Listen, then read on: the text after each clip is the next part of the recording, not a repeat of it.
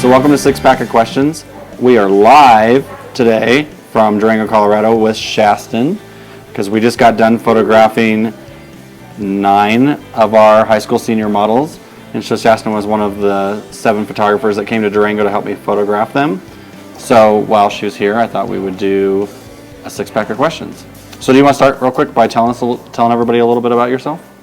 Okay. Hey everybody, I'm Shastyn and I have a studio down in Albuquerque, New Mexico, and I photograph a lot of babies, families, kids, and the occasional senior, so this is really great for me to come and stretch my legs. I love working with seniors when I can, and models because they're so much more interactive and you can do really creative, fashion-y things like we were doing at the couture event this weekend. Yeah, it was awesome. Cool. So are you ready for your 6 questions?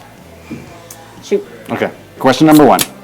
If you just had to only use one marketing strategy in your business, what would that marketing strategy be? One marketing strategy would be just word of mouth. I think that when you give your clients an exceptional customer service experience, the business comes back to you tenfold because they talk about you. So really, word of mouth strategy is my biggest marketing strategy. Yeah, I think it can really, word of mouth can spread very quickly if you do it really well. I think the other thing that's really important too is that you have to ask your clients for additional business. Like, hey, do you have any friends that could use my services or whatever? But yeah, I think that word of mouth, like when somebody recommends you, that is absolutely huge. Yeah, absolutely. Actually, when my clients come in for their pre-session consultation, I give them a welcome package, and it comes with like 5 referral cards, and I talk about those specifically during our consultation. Like, hey, and it's a benefit to both the people that they refer and also to them because each of them get a credit to the studio when they get a referral. Awesome. Question number 2. Okay. If you could give advice to a brand new photographer, what would you tell them? Learn your shit. That's the biggest basic thing that I would tell a brand new photographer is really please go either get a mentorship or take classes to learn how to use your camera well. Well. So then what advice would you give to like an old established photographer? So for older established photographers, okay, you already know your shit. That is awesome. This is what sets you apart. But don't discount the new ideas that are coming through because there are some really great innovative things that some of the younger photographers are doing, and maybe they're actually screwing up technically, but you can look at their new ideas and bring it in to your practice and grow it in your own way, like make your own version of it, but yet you are technically advanced, so then there again it's going to set you apart. Right. I think it's really interesting because you see some established photographers really just, for lack of a better word, like crapping on new ideas. And if they were just a little bit open-minded, they could pull some of those ideas off and really run with them really well. Yeah. But yeah, they just like I remember the one I loved the most is I remember when Instagram first came out and like all the old established photographers were convinced that the iPhone and Instagram was going to kill our industry. And everybody now that has adopted Instagram as a marketing tool has been really successful. But I mean, I remember those conversations on Facebook. They were just like, oh, this is the end of our industry. It's all done.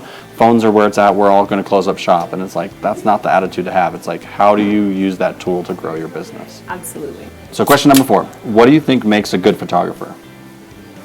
A good photographer is someone who has the technical ability and then the creative side to back it up. Yeah, that's really it right there. That's really it. Yeah. I think, yeah. And you have to have a vision. Yeah. And you got to be able to, you got to have an idea and then like creativity, and then you got to have the technical skills to actually pull it off and make it look good. Yeah, exactly. Because you can't have one without the other. I mean, you can have technical skills, but being a really boring photographer, that's easy. Like, you know all of your f-stops, you know all your shutter speeds, you know exactly where everything's supposed to be. You can dial in your lights, that's great. But if you don't have a vision to tell a story or to make something a dynamic image, then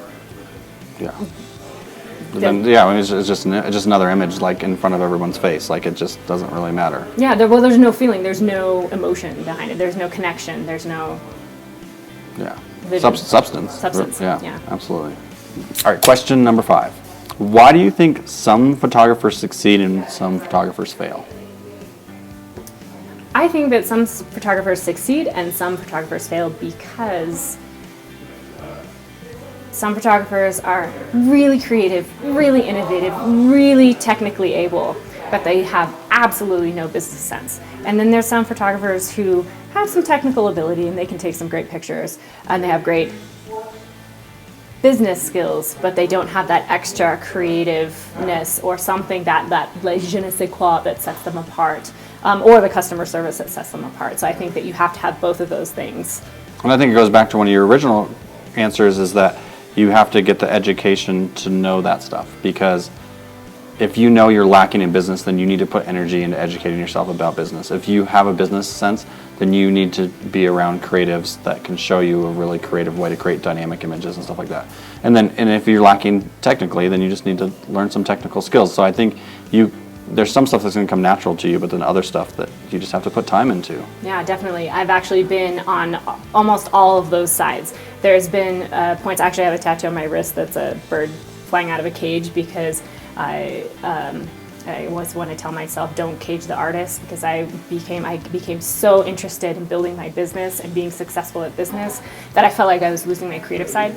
Yeah. And vice versa. Then I was like, oh, I got to go being creative, and I do all this personal work, and then I was sucking at my business. So it's a constant balancing act, constant. Yeah, for sure. All right, question number 6, the last one. This one's an easy one. Okay, so if you're on an island and you could have one piece of equipment besides your camera, what would that one piece of equipment be? Okay, so saying I have my camera, I have my lenses. That's awesome. We could all talk about our favorite lens or whatever, but really what you would need to make sure that your images would be successful would be a reflector. Very easy. That way you can balance most lighting situations.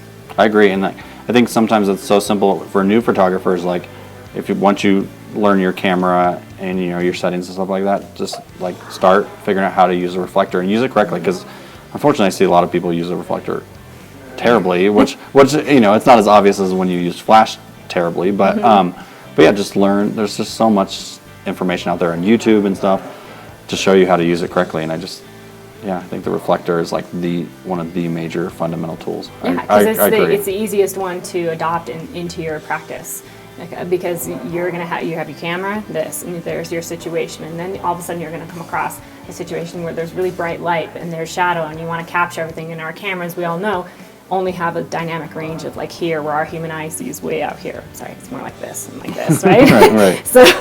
So when you have that reflector, it helps to widen that dynamic range. Yeah, and because you can see it in the camera, I think it's pretty simple to use. Yeah. So cool.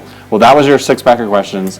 Thank you so much, first of all, for being here this weekend, because you're a huge help, and your images are absolutely amazing, and the kids are going to love them. But also, thank you for being one of my friends, and I really appreciate you. I love you guys. Thank you so much for having me here. I'm so honored. Yeah. So honored. Thank you.